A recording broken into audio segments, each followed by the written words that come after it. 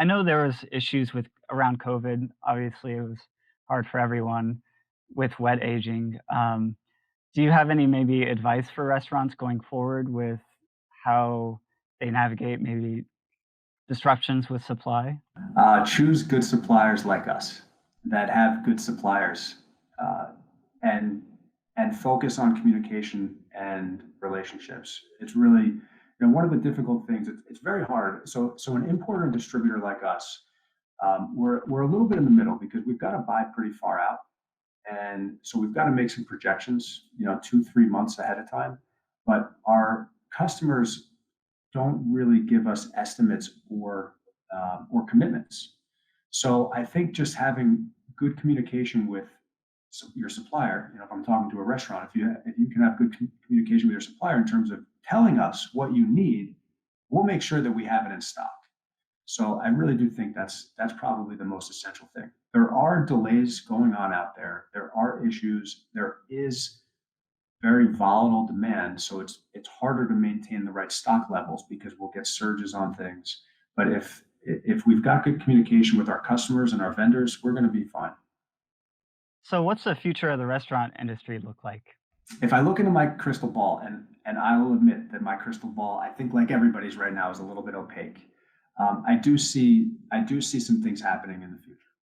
One is that I think that all businesses in the supply chain are going to be thinking about their downstream supply chain diversification.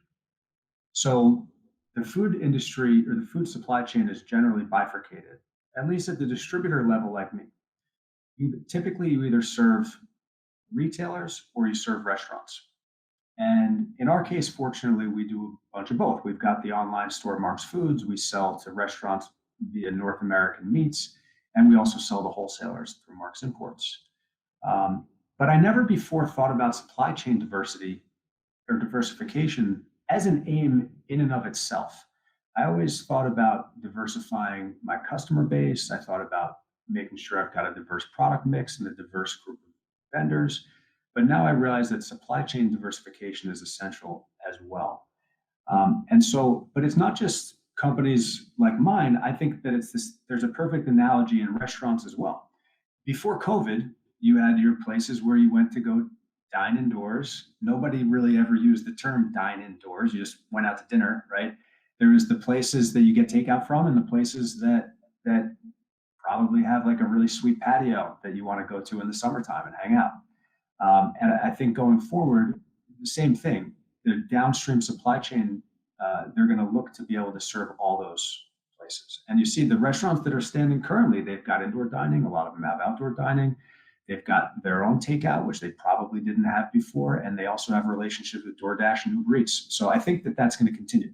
I think that the COVID impact, particularly on the food service side, is going to leave some pretty significant economic scars and trauma that will making them really sticky, I think. So I think that regardless of whether we look forward and things are looking better, for sure. I'm actually, for the first time in a while, very optimistic about food service. But even with that optimistic view, these restaurant operators are going to need to be thinking about all of the different places that they can sell their product.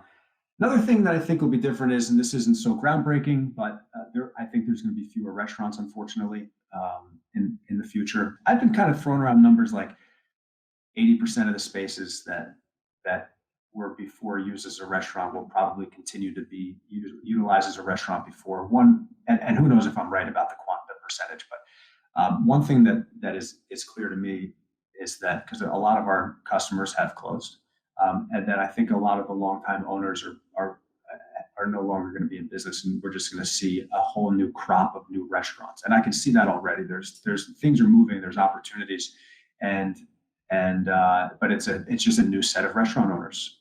So and then also kind of the place of consumption is going to change.